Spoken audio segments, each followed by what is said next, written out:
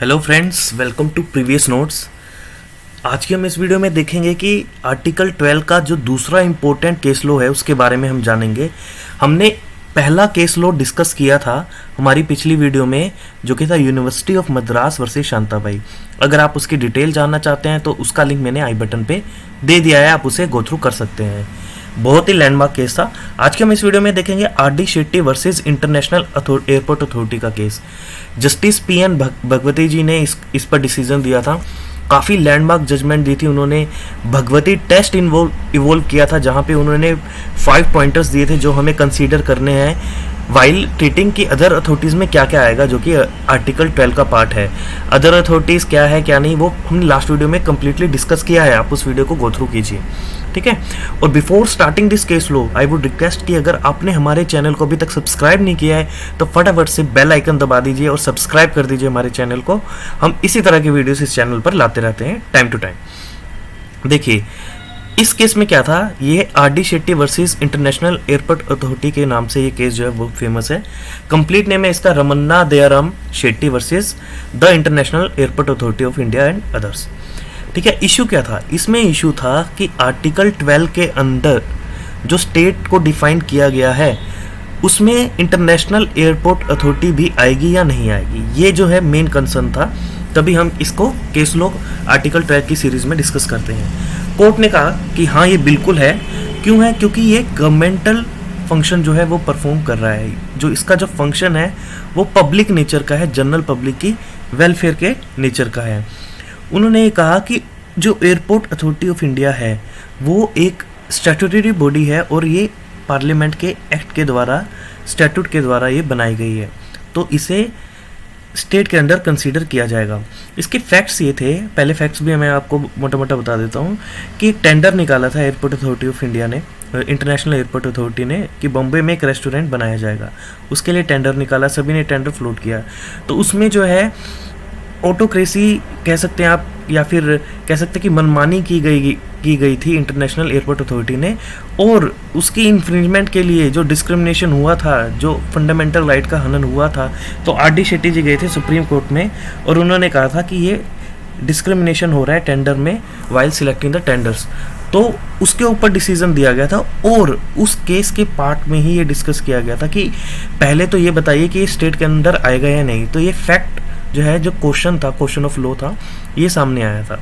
चलिए आगे तीसरा तर्क क्या दिया था कोर्ट ने?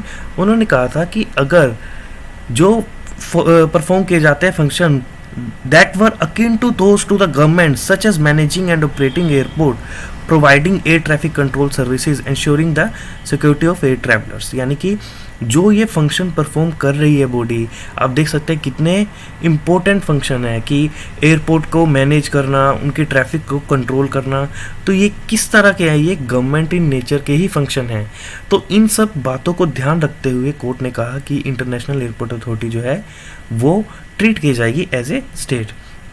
अब देखिए हमने, और इसमें क्या था, जस्टिस पी.एन. भगवती ने 5 पॉइंट्स जो हैं वो दिए थे, जिसे भगवती टेस्ट के नाम पे भी जाना जाता है। उन्होंने पहले क्या थे 5 पॉइंट, कि सबसे पहले जो अदर अथॉरिटीज़ है आर्टिकल 12 के अंदर, उसको देखना है कि वो स्टेट के अंदर आएगी या नहीं आएगी। पहला टेस्ट ये था कि whether the body is created by statute, कि किसी एक्ट के द्वारा उस बॉडी का निर्माण तो नहीं किया गया है। जैसे कि एयरपोर्ट अथॉरिटी जो है वो एक एक्ट के द्वारा, यानी कि पार्लियामेंट में कुछ एक्ट पास हुआ, उसमें इसका जिक्र था कि ये बॉडी क्रिएट की जाएगी। अगर ऐसी सिचुएशन में कोई भी बॉडी क्रिएट की जाती है तो वो एज ए स्टेट ही मानी जाएगी। दूसरा कहा कि whether the body is financially autonomous और receive funding from the government, कि फाइनेंशियली वो बॉडी ऑटोनोमस है या नहीं है। अगर वो मेजर चंक है अपना फाइनेंशियल फंडिंग का गवर्नमेंट से रिसीव कर रही है तो उसे भी स्टेट के अंडर कंसीडर किया जाएगा। तीसरा है whether the body is vested with the power और duty that are normally associated with the governmental functions, यानी कि अगर जो बॉडी क्रिएट की गई है उसके पास ये पावर या कुछ ऐसी ड्यूटीज़ हैं जो नॉर्मली गवर्नमेंटल इन नेचर है, यानी कि जैसे कि ये एयर ट्रैफिक को कंट्रोल करना, ये किसका काम होना चाहिए? गवर्नमेंट का काम होना चाहिए। तो एयरपोर्ट अथॉरिटीज़ जो है ये फंक्शन परफॉर्म कर रही थी, यानी कि ऐसी पावर जो हम गवर्नमेंट ने इसे दी हुई थी कि जो एक गवर्नमेंटल इन नेचर है, तो उसे भी हम क्या ट्रीट करेंगे? उसे भी हम स्टेट कंसिडर करेंगे। जो चौथा पॉइंट दिया था वो था, देखिए डेफिनेशन है, जैसे आप देख सकते हैं 4 पॉइंटर थे, यहाँ पे जो चौथा पॉइंट है अदर अथॉरिटीज़, उसको क्लैरिफाई करने के लिए हम ये सारा डिस्कशन कर रहे हैं। चौथा पॉइंट था कि whether the body is subject to the significant degree of control by the government, यानी कि ऐसी कोई बॉडी जिस बॉडी पर एक सिग्निफिकेंट कंट्रोल हो गवर्नमेंट का, यानी कि बेशक वो स्टैट्यूट के द्वारा क्रिएट नहीं की गई, बेशक फंडिंग भी नहीं दी जा रही, लेकिन एक सिग्निफिकेंट कंट्रोल है गवर्नमेंट का, तब भी उसे हम स्टेट की तरह कंसीडर करेंगे। नेक्स्ट क्या है कि अगर whether the body has a monopoly in a particular field और whether it performs a public function, यानी कि जैसे मान लीजिए किसी भी सेक्टर में गवर्नमेंट ने मोनोपोली कर दी, जैसे आप न्यूक्लियर के सेक्टर में देख सकते हैं एनपीसीआई को जो है ऑटोनोमी मोनोपोली दे रखी है, यानी कि न्यूक्लियर फील्ड में कोई और ये काम को नहीं कर सकता, तो उसे क्या है स्टेट कंसीडर किया जाएगा। बेस्ट एग्जांपल हम ये ले सकते हैं, एक एग्जाम्पशन ले सकते हैं कि जैसे अभी जियो, एयरटेल और वोडा है, अगर मान लीजिए वोडा और एयरटेल को ख़त्म कर दिया जाए और कहा जाए कि सिर्फ एक ही नेटवर्क रहेगा, वो है जियो, तो जियो को भी हम क्या कंसीडर करेंगे, स्टेट कंसीडर करेंगे। ठीक है, तो ये 5 पॉइंट्स दिए थे आपको। एक डिस्क्लेमर देना चाहूँगा कि ये 5 पॉइंट्स जो हैं वो ये कम्प्लीटली ये डिफाइन नहीं करता कि हाँ जो इन 5 पॉइंट में आएगा वही अदर अथॉरिटीज़ की डेफिनेशन में आएगा।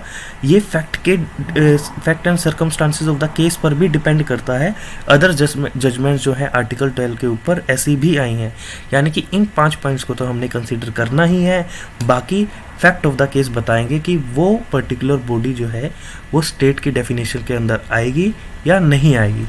आई होप आपको समझ में आया होगा कि इंटरनेशनल एयरपोर्ट अथॉरिटी को क्यों स्टेट माना गया और 5 पॉइंटर भगवती टेस्ट के नाम से जो दिए गए वो कितने इंपॉर्टेंट हैं, और जब भी आर्टिकल 12 के बारे में क्वेश्चन आए तो हमें इस केस का मेंशन जरूर करना ही करना है। One of the most important case laws pertaining to article 12 of the Indian constitution.